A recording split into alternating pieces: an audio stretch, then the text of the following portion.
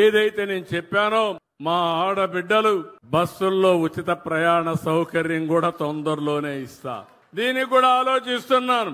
అవసరమైతే ఆగస్టు 15న స్వాతంత్ర దినోత్సవాన తప్పకుండా మా ఆడబిడ్డలు అప్పటి నుంచి ఉచిత ప్రయాణ సౌకర్యం ఏర్పాటు చేసే బాధ్యత ఈ ప్రభుత్వానిది. కరెంటు ఉచితంగా ఇస్తాం. చాలా మంది పేదవాళ్ళకి ఇస్తున్నాం. అందరికి కాదు, పేదవాళ్లకు 200 యూనిట్ల ఎస్సీలకు ఉచితంగా ఇస్తున్నాం. ఇంకో పక్క ఎవరైనా సరే మీరు సోలార్ కు పోతానంటే 78,000 రూపాయలు మీకు సబ్సిడీ ఇచ్చే బాధ్యత నాదని మా సోదరులందరికీ హామీ ఇస్తున్నా. బీసీలు అయితే 98,000 ఇస్తా. ఆ తర్వాత మీరు కరెంట్ ఛార్జీలు కట్టాల్సిన పనే ఉండదు. ఎస్సీలకు ఎస్టీలకు అయితే ఉచితంగా మీ ఇంటి పైనే కరెంటు తయారు చేసి వసతి ఏర్పాటు చేస్తాం. ఒకవేళ మీరు కరెంటు వాడుకొని మిగిలితే గ్రిడ్కి ఇస్తే ₹2.09 చొప్పున డబ్బులు కూడా మీ అకౌంట్ లో వేస్తా. ఇలాంటి కార్యక్రమాలతో ఈ ప్రభుత్వం ముందుకు పోతా ఉంది. రైతు సంక్షేమం కోరే ప్రభుత్వం ఈ ప్రభుత్వం. రైతులకు హామీ ఇస్తున్నాం. గిట్టుబాటు ధర ఇస్తాం. రైతులను ఆదుకుంటాం. ఎక్కడికక్కడ వ్యవసాయాన్ని లాభసాటిగా తయారు చేసేట్టుగా రాయలసీమని హార్టికల్చర్ హబ్ గా తయారు చేస్తా. ఒకప్పుడు కరువు సీమ రాయలసీమ, ఇప్పుడు రతనాల సీమ రాయలసీమగా చేసే బాధ్యత ఈ ప్రభుత్వానిదని చెప్పి మీకు అందరికీ హామీ ఇస్తున్నా. 18 లక్షల హెక్టార్లో హార్టికల్చర్ ఉంది. 5 ఏళ్లలో 36 లక్షల హెక్టార్లో హార్టికల్చర్ పెడతాం. అదే సమయంలో ఒకప్పుడు నేను డ్రిప్ ఇరిగేషన్ ఇచ్చాను. 16 లక్షల ఎకరాల్లో డ్రిప్ ఇరిగేషన్ ఉంది. 5 ఏళ్లు 1 ఎకరాకి ఇవ్వాల.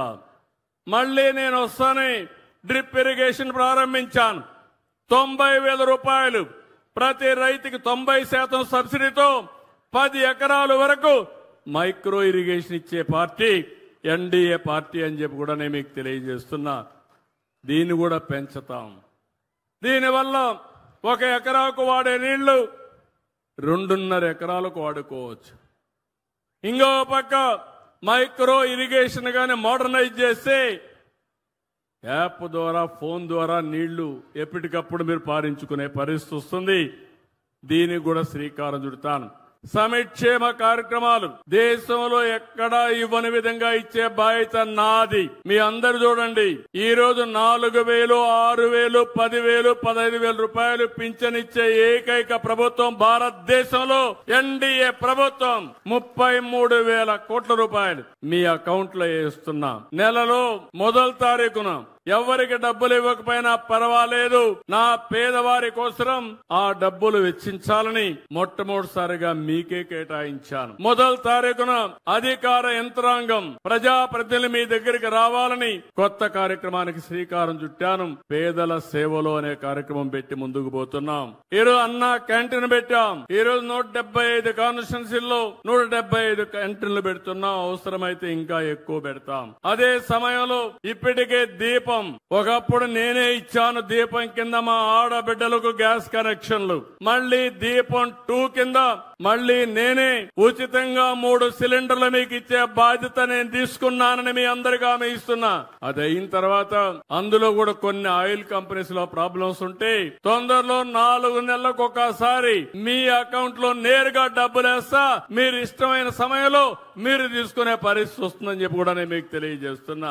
మిమ్మల్ని ఇబ్బంది పెట్టకూడదనేది నా ఉద్దేశం. పేదవాడికి అండగా ఉంటాం, నిరుపేదలకు ఎప్పటికప్పుడు చేదోడుగా ఉంటాం అని చెప్పి కూడా నేను మీకు తెలియజేస్తున్నా.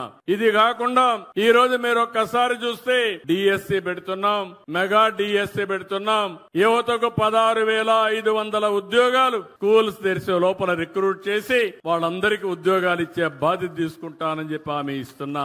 ఇవి కాకుండా ఎంతమంది పిల్లలుంటే అంతమంది పిల్లలకి తల్లికి వందనం కింద డబ్బులు ఇచ్చే కార్యక్రమానికి శ్రీకారం చుడతాం. స్కూల్స్ తెరిచే లోపల ఇస్తాం. నేను ఒకే మాట చెప్పాను, నాకు ఎన్ని కష్టాలైనా ఉండొచ్చు గాని నా ప్రజలకు మాత్రం ఎలాంటి కష్టాలు రాకుండా చూసే బాధ్యత, సంక్షేమాన్ని అభివృద్ధి ఇచ్చే బాధ్యత ఈ ప్రభుత్వం తీసుకుంటుంది.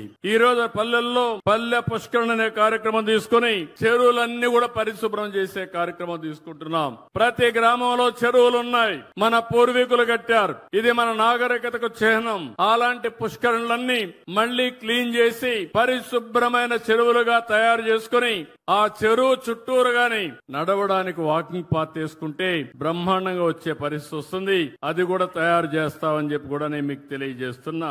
ఈ రోజు మీరు ఒకసారి చూస్తే 123 మున్సిపాలిటీల్లో మెటీరియల్ రికవరీ ఫెసిలిటీ కూడా పెట్టారు. అలాంటి కార్యక్రమాలతో ముందుకు పోతున్నాం. ఇప్పటికే అనంతపూర్, సత్యసాయి జిల్లాలు ODF ప్లస్ గా వచ్చాయి. ఇంకో పక్క 15,995 గ్రామాల్ని ODF ప్లస్ గా చేయాలని చెప్పి అనుకున్నాం. ఇప్పటికే 6,258 ODF ప్లస్ గా చేశాం. మార్చి 2026కి 100% ODF ప్లస్ గ్రామాలుగా చేయాలని చెప్పి ముందుకు పోతున్నాం.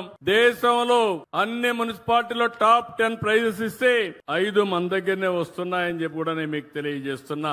ఇక్కడ నేను ఒకటే పిలిపిస్తున్నాను. నేనే డాక్రా సంఘాలు పెట్టాను. మా డాక్రా సంఘాలందరూ ఇక్కడ ఉన్నారు. ఓర్వకల్లో ఉండే డాక్రా సంఘం అయితే, కోవా అయితే బ్రహ్మాండంగా, పాల్కోవా అయితే బ్రహ్మాండంగా తయారు చేస్తున్నారు. పారిశ్రామికవేత్తలుగా తయారవుతున్నారు. మళ్లీ నేను మీకు అండగా ఉంటాను. మిమ్మల్ని ముందుకు నడిపిస్తా. మెప్మా, డాక్రా రెండు కూడా సమాంతరంగా చేసి ఈ సంవత్సరం 1,00,000 మంది పారిశ్రామికవేత్తలుగా చేసే బాధ్యత కూడా తీసుకున్నాం. ఇప్పుడే ఇక్కడ సంధ్యారాణి గారు వచ్చారు. 70,000 మంది ఇప్పటికే మార్చారు. 5 సంవత్సరాల్లో 70,000 మందిని మార్చారు. మా డాక్రా సంఘాలు చూస్తే దగ్గర 1,00,000 సంఘాలున్నాయి. 1,00,000 సంఘాలు అనుకుంటే 1,00,00,000 మంది ఉన్నారు మీకు మెంబర్లుగా. ఈ 1,00,00,000 మంది అనుకుంటే మీరు అమలు చేసి మీ ఇంటి పక్కోళ్ళని మీరు అమలు చేయించగలిగితే ఇది ఒక ఉద్యమంగా తయారవుతుంది, ప్రపంచానికి ఆదర్శం అవుతుందని చెప్పి తెలియజేస్తున్నా. డాక్రా సంఘాలు ఎప్పుడు కూడా స్ఫూర్తిదాయకంగా ఉంటాయి. ఇప్పుడే కాదు, చాలా మంది ఒకప్పుడు ఎగతాళి చేశారు నన్ను. ఈ డాక్రా సంఘాల వల్ల ఏమవుతుందన్నారు. నేను చెప్పా, ఏం చేస్తారో చూస్తారన్నా. ఈరోజు డాక్రా సంఘాలంటే రాజకీయ నాయకులకి భయం, గ్రామస్తుల్లో గౌరవం, అధికార యంత్రాంగానికి కూడా ఏ పని కావాలని మీరే గుర్తొచ్చే పరిస్థితి వస్తారు. అది డాక్రా మెప్మా సంఘాల సత్తా అని మరొకసారి మీ అందరికీ విజ్ఞప్తి చేస్తున్నా. ఈ డాక్రా మెప్మా సంఘాల ద్వారా మా ఆడవాళ్ల శక్తి ఉంటో ప్రపంచానికి చాటి చూపించారని చెప్పి కూడా నేను మీకు తెలియజేస్తున్నా.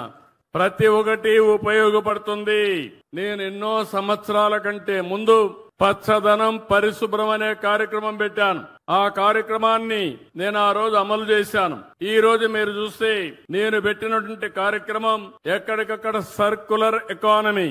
మీ ఇంట్లో మీరు తయారు చేసి వాడిన తర్వాత అనేక వేస్ట్లు వస్తున్నాయి, చెత్త. నేను అందుకే కొత్తగా తీసుకున్న తడి చెత్త, పొడి చెత్త. ఇంత మునుపు మీరు ఒక్కసారి చూస్తే చెత్తంతా రోడ్డు పక్కన గుట్టలు గుట్టలుగా వేసేవాళ్లు. గడిచిన ప్రభుత్వం ఒక్క పట్టణ ప్రాంతాల్లో 85 లక్షల మెట్రిక్ టన్నులు చెత్త వదిలిపెట్టిపోయారు. నడి రోడ్లో చెత్త ఉంది. నేను ఒకటే చెప్పాను మా మంత్రి నారాయణ గారికి, మీరేం చేస్తారో నాకు తెలియదు. అక్టోబర్ 2వ తారీఖున ఈ రాష్ట్రంలో ఎక్కడా 1 టన్ను కూడా చెత్త లేకుండా చేసే బాధ్యత నారాయణ గారు మీదంటే ఇప్పటికి 55 లక్షల మెట్రిక్ టన్నులు చెత్త పూర్తిగా నిర్మూలించే పరిస్థితికి వచ్చాడు. అక్టోబర్ 2వ తారీఖుకి ఆ 30 లక్షలు కూడా అయిపోతుంది. మేమెప్పుడో పెట్టాం చెత్త నుంచి ఎనర్జీ తీయడం. అలాంటి ప్రాజెక్టులు ఇప్పటికి 2 పనిచేస్తున్నాయి. ఈ 2 కాదు, భవిష్యత్తులో ఇంకా కొన్నింటికి శ్రీకారం చుట్టాం. ఆ శ్రీకారం చుట్టినట్టు చూస్తే తొందరలోనే రాజమండ్రి, విజయవాడ, నెల్లూరు, అదే మరిగా ఇక్కడ ఈ ప్రాంతంలో చూస్తే కడప, ఇక్కడ అన్ని కూడా వస్తాయి. ఇవన్నీ వస్తే దానివల్ల మొత్తం 90% పట్టణ ప్రాంతాల్లో ఉండే చెత్త ఎనర్జీగా తయారవుతుంది. వేస్ట్ నుంచి పవర్ తయారు చేస్తామని చెప్పి కూడా నేను మీకు తెలియజేస్తున్నా. వాళ్ళకు ఒక బాధ్యత చెప్తున్నా ఈ రోజు. ఆ బాధ్యత మీరందరూ కూడా మీ గ్రామాల్లో ఒక ప్రజా చైతన్యం కోసం పిలిపిస్తున్నాను. ప్రతి ఇంటికి వెళ్ళాలి, చెత్తని 2గా సెగ్రిగేట్ చేయమని చెప్పాలి. పొడి చెత్త, తడి చెత్త. పొడి చెత్త పంచాయతీ గాని మున్సిపాలిటీస్ గాని కలెక్ట్ చేసుకుంటాం. తడి చెత్తని కాంపోస్ట్ గా తయారు చేయాలి. ఇప్పుడే నేను పోయాను, రైతు బజార్ లో చూశాను.